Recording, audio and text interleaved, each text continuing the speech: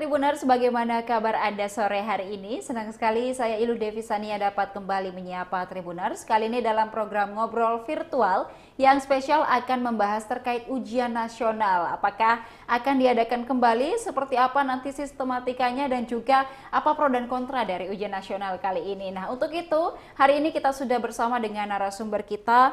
Ada Profesor Dr. Hasnawi Haris M. Hum. Beliau selaku Ketua PGRI Sulsel yang akan membahas terkait ujian nasional yang nantinya wacananya akan kembali diadakan bersama Tribuners pada hari ini. Kita sapa terlebih dahulu narasumber kita pada sore hari ini. Selamat sore, Prof. Sore, Mbak. Baik, seperti apa kabarnya hari ini, Prof? Alhamdulillah baik-baik. Alhamdulillah baik. Ya. Kesibukannya, Prof, mungkin seperti apa di awal tahun ini? Ya, biasa aktif di kampus dan berbagai aktivitas, termasuk di PGRI tentu, Mbak. Ya, baik. Nah, ini Prof terkait wacana akan diadakan kembali ujian nasional. Baik, sebelum jauh kita membahas pro dan kontranya seperti apa. Mungkin menurut Prof, ujian nasional itu adalah ujian yang seperti apa, begitu terkait juga plus minusnya untuk para siswa nantinya seperti apa? Baik, kalau kita bicara tentang ujian nasional sebenarnya tentu sejatinya ya ada pro kontra begitu ya. Mengapa ada pro kontra? Karena sudah pernah kita rasakan, masyarakat kita sudah pernah mengalami, dan tentu di sana ada plus minus. Ujian nasional yang diisukan hari ini hadir sebenarnya adalah tujuannya untuk memberikan standar mutu atau melakukan pemetaan kualitas pendidikan secara nasional. Nah, kalau kita lihat itu, ya tentu nanti akan ada pro kontra. Nanti kita lihat seperti apa, juknisnya seperti apa, apalagi Pak Menteri menyampaikan bahwa nanti akan dilakukan pada tahun 2026 atau di tahun ajaran 2025-2026, Pak. Iya. Baik, jadi untuk tahun ini memang belum akan diadakan begitu ya, Pak ya? Apakah mungkin masih dikaji atau seperti apa, Pak? Kalau ya pasti ya masih dikaji plus minusnya. Pak Menteri sebenarnya sudah mention bahwa akan ada ujian nasional, meskipun bentuknya belum disebutkan seperti apa, sehingga beliau menyampaikan tunggu saja tanggal mainnya. Artinya masih dikaji nih, Mbak. Iya, baik. Nah, mungkin Pak dari pengamatan Bapak sejauh ini melihat juga Bapak juga kan berkecimpung di dunia pendidikan begitu. Nah, kita memang sudah pernah melaksanakan ujian nasional dengan berbagai skemanya, baik itu ada 5 paket, 20 paket, kemudian juga dari berbagai mata pelajaran yang diujikan. Nah, setelah itu ujian nasional sempat dihapuskan, tidak ada lagi di tingkat SMP, SD, SMA. Mungkin apa yang Bapak lihat perbedaannya begitu, baik sebelum dan juga setelah dihapuskannya ujian nasional? Ya, kalau sebelumnya tentu kita merasakan ya, mulai dari SD sampai SMA, begitu hiruk pikuk, hampir semua pihak terlibat, dan terlibatnya itu tidak positif, tapi cenderung negatif. Guru stres, siswa stres, apalagi orang tua juga stres, sehingga kemudian tentu titik puncak pengalaman atau kompetensi peserta didik itu tidak maksimal. Nah, kemudian lahir asesmen nasional di beberapa tahun terakhir. Nah, memang sedikit ada keterbatasan karena asesmen nasional ini tidak mengukur secara nasional. Ada beberapa sekolah yang jadi sampling, dan inilah yang memang susah untuk kita menentukan seperti apa sebenarnya positioning dari kualitas pendidikan kita. Nah, wacana hadirnya kembali ujian nasional tentu menghadirkan pro kontra. Tapi setidaknya menurut saya, kalau tujuan pemerintah adalah ingin menentukan standar kualitas secara nasional, kualitas pendidikan secara nasional, tentu tidak harus namanya ujian nasional, tapi mungkin ada nama lain supaya masyarakat tidak trauma. Orang tua tidak trauma, karena ketika bicara itu ya tentu saja ya pikiran, perasaan, pengalaman yang lalu itu akan muncul. Akan kembali lagi. Iya, betul. Baik, nah mungkin secara nama perlu juga kita revisi begitu ya, Prof, agar tidak menimbulkan trauma-trauma masa lalu. Apalagi kita misalnya teman-teman yang sudah pernah melalui itu, kalau sudah dikatakan ujian nasional sudah panik duluan, apakah ujian ini akan menentukan kelulusan atau seperti apa. Nah, untuk sistem yang seperti itu, Prof, mungkin apa komentarnya terkait ujian nasional menentukan kelulusan? Iya. Jadi terlepas dari tujuan pemerintah akan menentukan kualitas atau standar kualitas pendidikan nasional kita dengan ujian nasional, Tapi setidaknya menurut saya pertama memang ya kalau bicara tentang positioning dari kualitas mutu pendidikan tentu tidak bicara pada beberapa mata pelajaran saja. Ya tidak boleh seperti ujian nasional itu kan hanya 1 sampai 4 mata pelajaran, dan itulah yang harus kita anggap anak-anak kita punya kualitas yang bagus. Tentu jawabannya tidak. Lalu ya tidak boleh dilakukan di akhir tahun ajaran ketika misalnya di SD mau ke SMP, SMP ke SMA. Terus yang ketiga menurut saya kalau ujian nasional yang nanti bakal kita pakai ya tidak boleh menjadi penentu kelulusan. Ya tidak boleh jadi penentu kelulusan karena bisa kita bayangkan proporsi sebuah sistem pendidikan di mana pendidikan itu melahirkan anak-anak yang secara utuh, tentu tidak hanya 4 mata pelajaran. Di sana ada proses yang namanya afeksi, keterampilan, termasuk karakter. Nah, yang terakhir menurut saya ya tidak boleh jadi menjadi prasyarat untuk lanjut ke perguruan tinggi misalnya. Kalau dia di SMA tidak boleh jadi seperti itu. Nah, kalau ini yang dibatasi 4 hal ini atau 5 hal ini yang dijadikan sebagai standar untuk menentukan kualitas pendidikan kita, menurut saya tidak ada problem kalau ini dihilangkan. Tapi kalau ini kembali ke pola lama, saya kira akan dapat pro kontra dari masyarakat, terutama yang kontra begitu, Mbak. Baik, nah untuk para guru sendiri Pak, mungkin seperti apa dalam mempersiapkan nantinya ketika ujian nasional ini atau dengan nama lainnya nanti ya Pak ya, akan kembali diberlakukan, mungkin apakah ada jam tambahan pelajaran mungkin bagi teman-teman yang sudah kelas 3 SMP, SMA dan juga sudah kelas 6 SD atau seperti apa? Baik, kalau saya ini kita tidak mau berandai-andai sebenarnya seperti apa ujian nasional itu bentuknya, tapi setidaknya menurut saya kalau ini dilakukan ya bagi guru, bagi kita di dunia pendidikan, terutama teman-teman guru itu tidak ada kata lain harus samina wa ta'na. Artinya kita laksanakan kalau sudah menjadi keputusan nasional. Nah, tentu saja perbedaan pandangan pro kontra terhadap keberadaan ujian nasional ini sepanjang sudah ada aturannya itu pasti teman-teman guru siap, dan menurut saya apapun bentuknya kalau kita bicara tentang guru yang sudah pasti memiliki kompetensi profesional, kompetensi pedagogi, kompetensi sosial dan kepribadian itu pasti bisa melakukannya, Mbak. Iya, baik. Nah, itu dari sisi guru ya, Pak ya. Kalau misalnya dari posisi siswanya sendiri kan pasti para siswa ini yang masih kelas 1, kelas 2, kalau yang kelas 3 sekarang kan masih aman karena belum berlaku di 2025. Yang kelas 1, kelas 2 ini mungkin berpikir bahwa kita tidak ada ujian nasional nih, tiba-tiba nanti naik kelas 3 ada ujian nasional atau dengan nama lainnya, nanti mungkin seperti apa Pak agar mereka tidak artinya stres duluan begitu. Iya, betul Mbak. Jadi memang beberapa orang tua juga sudah mengkomunikasikan ke kita sebagai ketua PGRI. Beliau menyampaikan, wah ini kita tidak tahu anak-anak yang kelas 2 hari ini tiba-tiba tahun depan itu harus ujian nasional. Saya bilang, kalau sepanjang yang kita baca dari beberapa referensi itu kelihatannya pemerintah itu esensinya kalau tidak diposisikan untuk menentukan kelulusan itu tidak problem. Nah, karena memang saya kira juga sebagai masyarakat internasional kualitas pendidikan kita itu memang secara nasional harus ada positioningnya, ada posisinya supaya kita tahu kita punya kualitas seperti apakah tinggi, sedang atau rendah begitu, Mbak.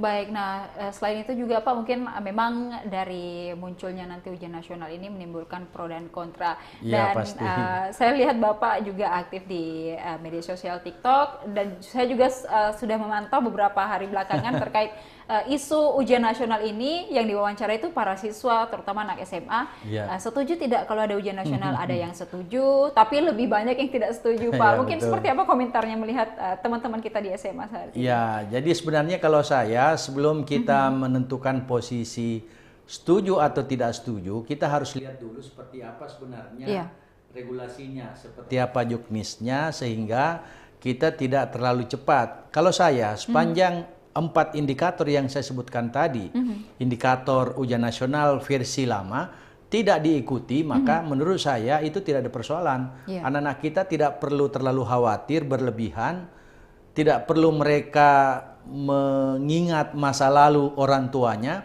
tapi mereka sudah persiapkan karena memang ya siapapun di saat disparitas kualitas pendidikan kita masih bervariasi, menurut saya tetap saja kualitas secara nasional, kualitas pendidikan secara nasional itu adalah sebuah keniscayaan. Dan kalau menurut saya ini bisa dilakukan tanpa efek traumatik sebelumnya, saya kira tidak ada masalah, Mbak. Iya.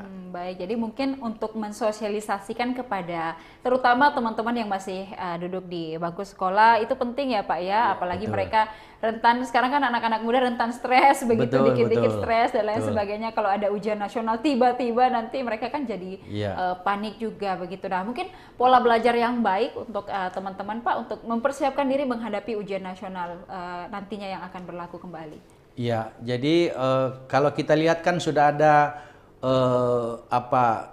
personal garansi dari Pak Menteri bahwa kita akan melakukan ujian nasional nanti tahun 2026. Itu artinya ada prakondisi selama setahun ini untuk kita lihat seperti apa sebenarnya bentuk dari ujian nasional ini.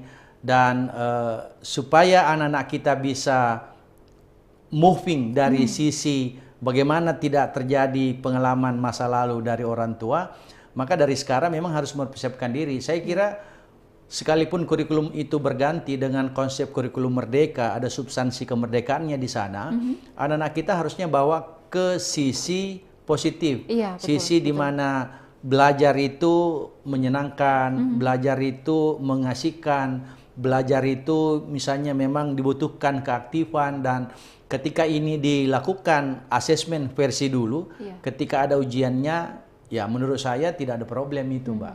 Ya, anak-anak kita, kalau saya sih jangan terlalu khawatir, tidak perlu merasa bahwa nanti kita pasti stres, sekolah nanti pasti stres, atau guru stres, atau orang tua stres. Menurut saya tidak. Saya kira di tengah kemajuan peradaban yang ada hari ini, tentu kementerian kita, pemerintah sudah mempertimbangkan plus minusnya ketika kemudian ujian nasional ini atau nama lain ya, ini akan diterapkan nantinya, Mbak. Iya, dan juga Pak terkait itu mungkin dengan hadirnya berbagai teknologi yang bisa dimanfaatkan baik oleh para guru, siswa dalam mempersiapkan diri untuk belajar nantinya mengikuti ujian sudah lengkap sekarang ya Pak ya. Nah untuk pelaksanaan ujian nanti Pak, ujian nasional atau apapun namanya nanti, mungkin seperti apa baiknya dalam pelibatan teknologi, mungkin apakah semuanya harus berbasis komputer atau lain sebagainya?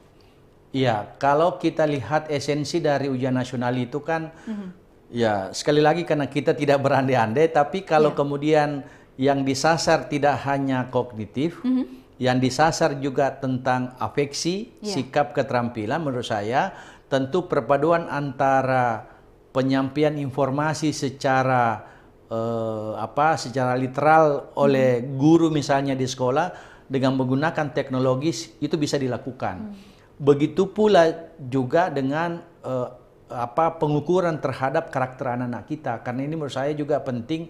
Di saat yang sama kita butuh sebenarnya anak-anak kita itu meningkat kompetensi digitalnya, tapi di sisi lain istilah Pak Menteri itu kesalahan digitalnya juga meningkat. Nah ini sebenarnya kita mau seperti itu, sebab kalau tidak ada kendali juga, tidak ada kontrol, ini juga berbahaya, Mbak. Apalagi sekarang kan teknologi begitu masif, luar biasa ya Pak ya. Ini terpapar juga ke adik-adik kita yang masih sekolah, takutnya nanti disalahgunakan dan sebagainya. Tentunya salah satu tujuan dari belajar adalah bagaimana mengontrol teman-teman agar lebih bijak menggunakan media dan juga semua hal yang menyangkut dengan digital begitu. Nah, mungkin Pak melihat pola belajar anak-anak zaman sekarang yang sudah serba digital, plus minusnya seperti apa Pak? Ya, saya kira kalau sisi itu pertanyaannya saya mau mengatakan gini, kehadiran guru itu sebenarnya tak pernah tergantikan oleh kehadiran teknologi. Secanggih apapun teknologi, tentu unsur membimbing, unsur mendisiplinkan, unsur mendampingi anak-anak kita, seorang guru itu tidak pernah tergantikan. Artinya apa? Kalau kita lihat kehadiran teknologi itu sebenarnya hanya tools, Mbak. Dia hanya alat bantu untuk mengakselerasi, untuk mengoptimalkan bagaimana sebenarnya proses pendidikan itu harus lebih baik. Artinya apa? Dengan karakteristik yang dimiliki oleh anak-anak kita sekarang, baik generasi Z atau generasi Alpha, ya memang apa boleh buat. Ya peradaban ini sudah berubah dan menurut saya seorang guru juga harus melakukan adaptasi.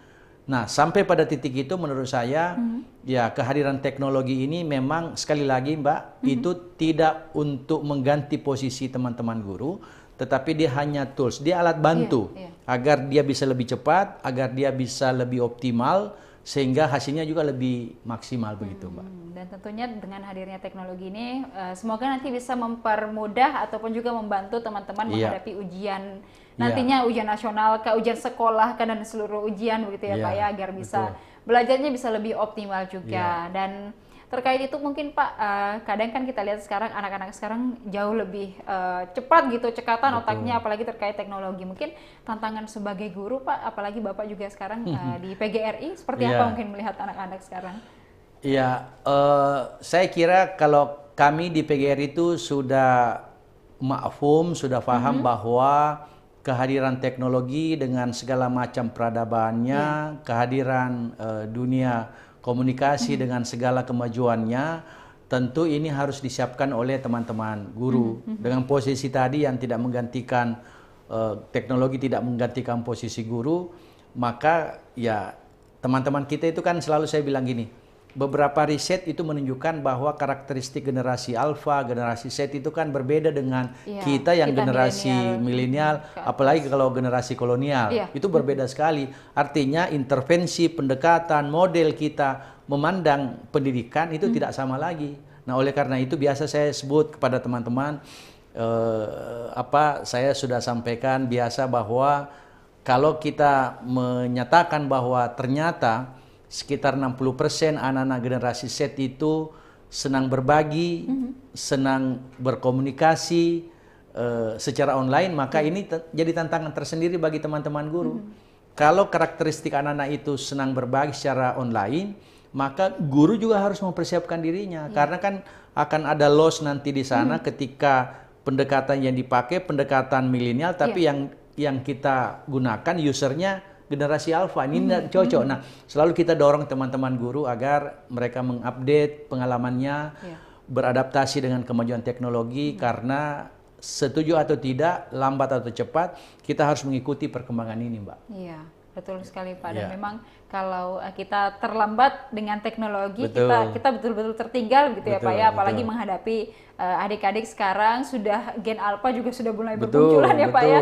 Kita sebagai orang yang sudah melalui beberapa tahapan ternyata tidak mudah juga untuk memberikan treatment kepada Gen Z, gen alpha dan juga anak-anak yang tumbuh dengan teknologi begitu. Terkait teknologi juga Pak, dengan pola belajar anak-anak sekarang kan sudah banyak penyediaan kursus online begitu atau les online, bimbingan belajar online. Apakah ini juga perlu dilakukan anak-anak nantinya untuk mempersiapkan berbagai macam ujian, baik itu ujian nasional dan teman-teman nanti yang akan lanjut kuliah juga pastinya melalui beberapa tahap ujian?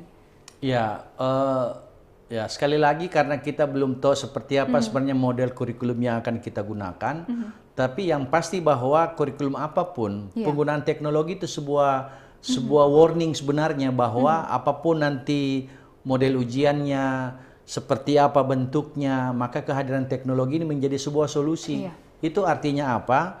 Selain siswa harus melek teknologi, lebih-lebih lagi teman-teman guru. Nah, dalam posisi seperti ini menurut saya kehadiran teknologi itu ya harus jadi, sekali lagi, dia tools dan dia alat bantu agar anak-anak kita itu terbiasa dengan penggunaan teknologi dalam menyelesaikan masalah, terbiasa dengan penggunaan alat-alat teknologi dalam merancang, berinteraksi dengan para pihak, sehingga ya hasilnya bisa lebih maksimal, Mbak. Iya, betul sekali. Dan juga memang teknologi ini kita ada plus minusnya ya Pak ya, tentunya salah satunya untuk membantu kita dalam mengerjakan berbagai hal, tapi kalau memang sudah kecanduan, ini juga bahaya bagi anak-anak sekarang, apalagi game online. Saya perhatikan di sekitar saya Pak, adik-adik, teman-teman sudah makin malas belajar karena lebih banyak game online-nya begitu, apalagi nanti sudah ada ujian nasional misalnya, mungkin mereka akan sedikit kelabakan begitu karena aktivitasnya sehari-hari santai, merasa tidak ada ujian nasional, akhirnya ada ujian nasional dan ini mungkin menimbulkan sedikit gejolak begitu bagi teman-teman. Mungkin seperti apa Pak? Iya, jadi memang itu tantangannya Mbak. Jadi sebenarnya kan kalau kita lihat beberapa berita yang ada, sebenarnya salah satu argumentasi mengapa ujian nasional ini dihadirkan itu untuk mengurangi tingkat kemalasan anak-anak generasi Z, generasi Alpha, karena mereka termanjakan oleh teknologi, mereka semua terfasilitasi oleh teknologi, sehingga ketika tidak ada target, katakanlah ujian nasional jadi target, ketika tidak ada orientasinya, maka kemudian itulah tadi, mereka kecanduan teknologi, main game sepanjang waktu, lalu kemudian karena mereka berpikir kan nggak ada yang menentukan nanti saya lulus apa tidak, sehingga yang terjadi seperti itu. Meskipun tentu ini butuh kajian lebih lanjut, apakah karena alasan malasnya anak-anak kemudian sehingga ini didorong ujian nasional, tentu butuh kajian yang mendalam. Baik, tapi memang kita berharap bahwa ada target yang dicapai oleh para siswa agar semangat belajarnya itu kembali begitu ya Pak ya. Kita kan zaman-zaman dulu Pak, kalau sudah naik kelas 3 sudah buku ujian nasional itu sudah bertumpuk di rumah begitu. Tapi teman-teman sekarang saya perhatikan tidak ada yang peduli dengan hal itu karena memang sudah tidak ada ujian nasionalnya. Iya, betul. Baik Pak. Dan mungkin apa kritiknya untuk teman-teman siswa sekarang saat ini Pak? Ya, kalau saya sebenarnya tidak dalam posisi mengkritik, tapi mencoba melakukan refleksi bahwa kehadiran teknologi hari ini dengan dunia anak-anak yang karakteristik Gen Z tadi, dengan generasi Alpha, ini adalah sebuah fakta. Artinya apa? Tidak boleh juga kita guru, pendidik, kemudian menyerah dengan kondisi yang ada, sambil kita membimbing, sambil kita mengontrol, mengendalikan, mengarahkan anak-anak kita hadir sebagai penginspirasi, kita hadir sebagai role model, agar anak-anak kita sebenarnya kan ada sisi-sisi kemanusiaan. Menurut saya, sebanyak apapun teknologi yang mengitari anak-anak kita, tentu kehadiran guru sebagai role model, sebagai teladan, sebagai contoh itu tidak bisa tergantikan. Oleh karena itu, ya tinggal dipadukan sebenarnya. Tidak boleh juga anak-anak kita kebablasan teknologinya, lalu kemudian perilaku menyimpang semakin banyak, dan menurut saya inilah sebenarnya tempat yang tepat, momentumnya bagus untuk memastikan bahwa ujian nasional atau apapun namanya hadir untuk mencoba memotret siswa untuk secara utuh. Jadi siswa secara utuh, yang saya sebut tadi itu dari aspek kognitifnya, aspek afeksinya, dan keterampilannya. Nah, kalau ini bisa dipotret, insya Allah cepat atau lambat keinginan kita untuk mendapatkan generasi Z, generasi Alpha yang diandalkan itu bisa tercapai, Mbak. Iya, baik. Terkait siswa juga, Pak, menurut pengalaman saya dulu sebagai seorang siswa juga, ada teman-teman yang memang dia lebih aktif di non-akademik begitu, Pak. Mereka berprestasi luar biasa, tapi kalau terkait akademik mereka agak tertinggal sedikit. Mungkin dengan hadirnya ujian nasional ini apakah memberikan juga shock terapi bagi mereka yang lebih aktif di non-akademik ini atau seperti apa? Ya betul. Sebenarnya kan teori pendidikannya yang benar adalah setiap anak-anak kita itu kan punya karakteristik, punya kecerdasannya sendiri. Ada 9 macam kecerdasan yang dimiliki oleh anak-anak kita. Salah satu diantaranya adalah kecerdasan interpersonal. Itu tadi. Nah, kalau ini jalan, menurut saya itu kompetensi atau kecerdasan yang lain seperti tadi yang disebutkan non-akademik itu bisa. Jadi anak-anak kita yang punya kecerdasan visual, yang memiliki kecerdasan motorik, itu kan bisa ter-upgrade dengan itu tadi. Tapi standarnya betul, harus ada kecerdasan akademik yang standar untuk memastikan bahwa dunia non-akademik itu dia menjadi pilihan ketika akademiknya selesai atau ketika akademiknya bangun. Jangan sebaliknya. Dia juara di sisi non akademik, tapi dia menjadi tidak lulus. Nah, ini kan kita mau jalan paralel, dan inilah tugasnya pemerintah sebenarnya, menurut saya, Mbak. Iya, baiknya memang harus diseimbangkan begitu, betul, ya, Pak. Betul. Baik itu akademiknya harus setidaknya mereka paham begitu apa yang diajarkan oleh para guru dan mengetahui pelajaran-pelajaran yang ada di kelas, dan kalaupun bisa berprestasi di luar kelas begitu non akademik, kita tetap support begitu ya Pak ya, apalagi terkait olahraga, seni dan lain sebagainya. Mungkin Pak ada treatment terkhusus tidak untuk anak-anak yang seperti ini?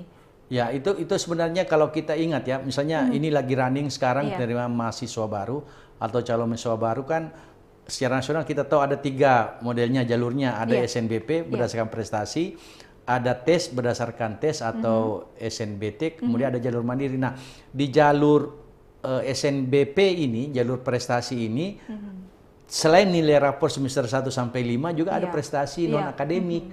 Mereka ya ada prestasi yang kita sebutkan tadi itu bisa diunggah, bisa diupload menjadi portofolio dengan sertifikatnya. Jadi sebenarnya ujungnya sebenarnya ada bagusnya, tinggal di tingkat satuan pendidikan itu dikontrol agar anak-anak tidak dominan misalnya non akademiknya, tapi bagaimana akademik ini juga ini penting untuk memastikan bahwa yang lain juga bisa jalan begitu, Mbak. Iya, baik, meskipun ada sertifikat tingkat nasional dan lain sebagainya kan tetap juga dilihat nilai rapornya ya Pak ya. Betul. Iya, baik, dan memang agak tricky kayaknya kalau menghadapi teman-teman yang lebih aktif di non akademik, apalagi kan mereka misalnya suka sport atau seni, memang lebih aktif di lapangan lah begitu Pak. Betul. Tapi untuk tidak artinya mematahkan semangat mereka ini yang artinya suka seni kah, olahraga begitu, mungkin baik pihak sekolah harus menyediakan berbagai fasilitas mungkin bagi anak-anak untuk tetap mendukung kreativitas mereka, di samping juga belajarnya juga tetap jalan begitu Pak.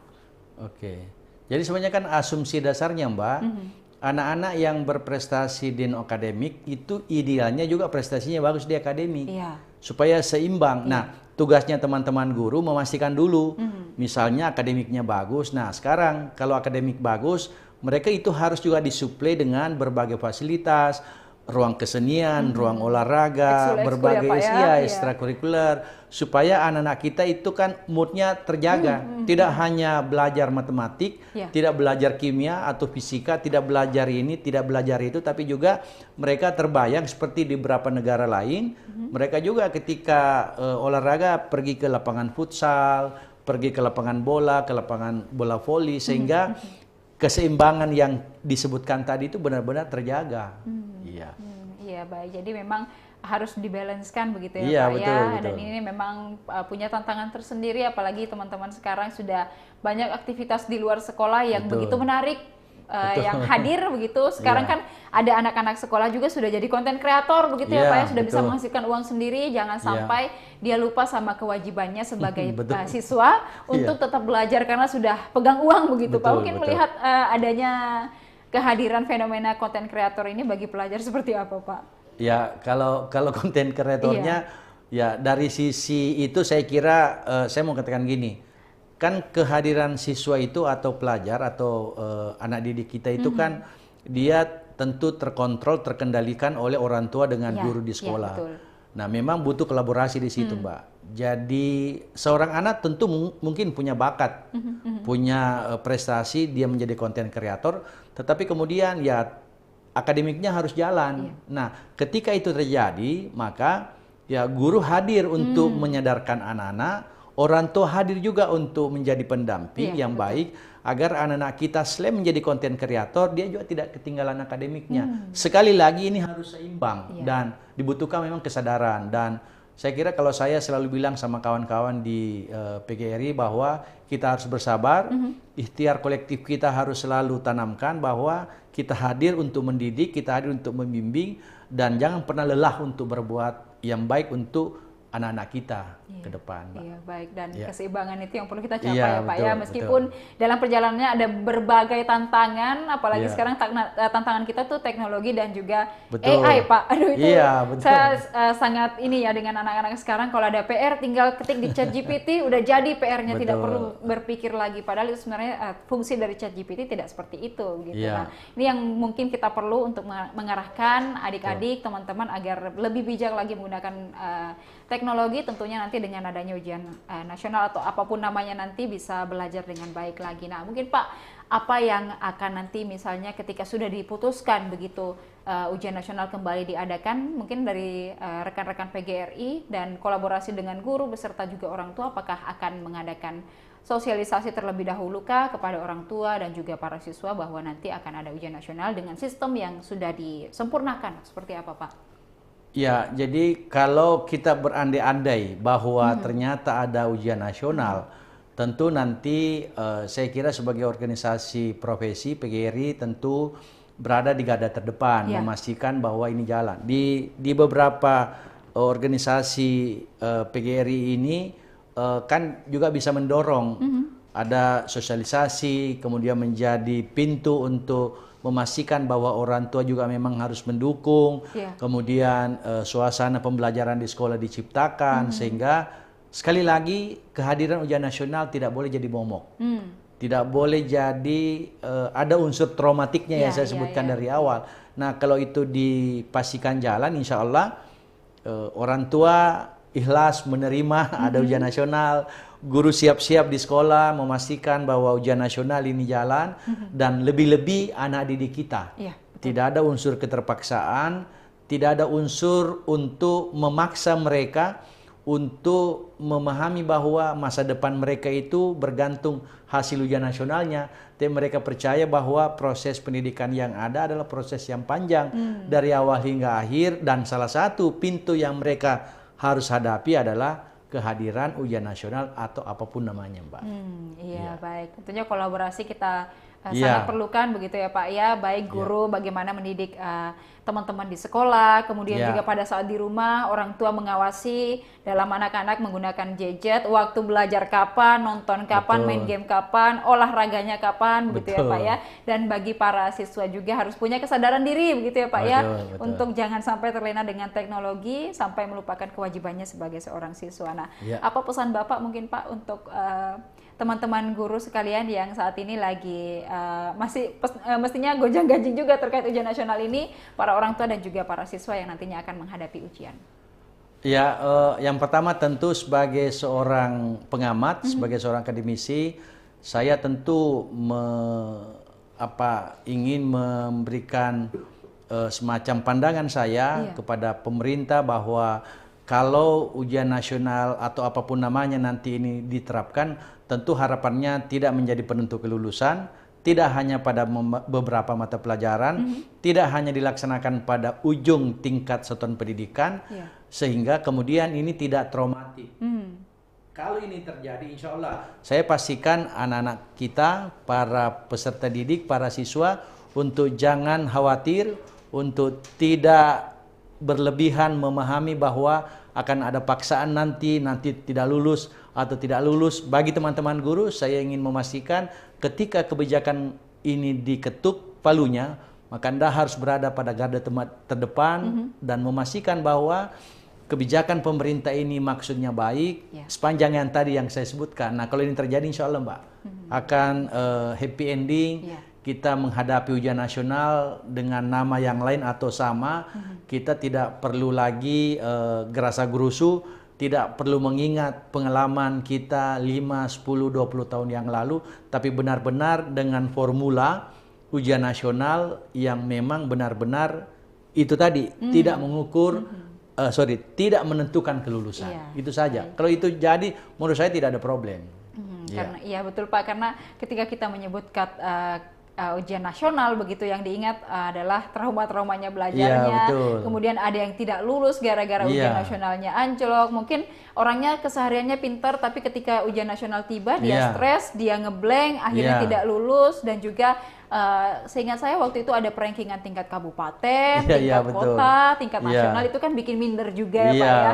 Jadi untuk efek-efek traumatik dan juga efek menakutkan begitu ya, ujian nasional menjadi momok begitu, itu mungkin boleh disosialisasikan kembali agar para siswa juga bisa menerima kembalinya adanya ujian nasional ini, tentunya dengan sistem yang baru, yang lebih friendly lah dengan teman-teman dan mengikuti zaman yang sekarang begitu. Baik Prof, terima kasih sudah berkunjung ke Tribun Timur untuk berbagi insight-nya terkait ujian nasional dan apapun nanti namanya ya Prof ya. Dari PGRI siap begitu untuk melihat ujian nasional nantinya. Baik, semoga teman-teman PGRI selalu bisa menjadi garda terdepan yang bisa juga memajukan pendidikan nasional secara baik begitu. Teman-teman di rumah juga semoga belajarnya lebih aktif lagi. Orang tua di rumah juga bisa lebih mengawasi anak-anak di rumah, dan tentunya perlu kolaborasi dengan para guru ya Pak ya. Baik, terima kasih Prof, semoga sehat selalu, dan juga terima kasih kepada Tribuners yang sudah menyaksikan program kita pada sore hari ini. Jangan lupa untuk tetap saksikan program dan berita menarik lainnya hanya di kanal YouTube dan Facebook Tribun Timur, mata lokal menjangkau Indonesia. Saya Ilu Devisania beserta narasumber dan seluruh kerabat kerja pamit undur diri. Terima kasih dan sampai jumpa.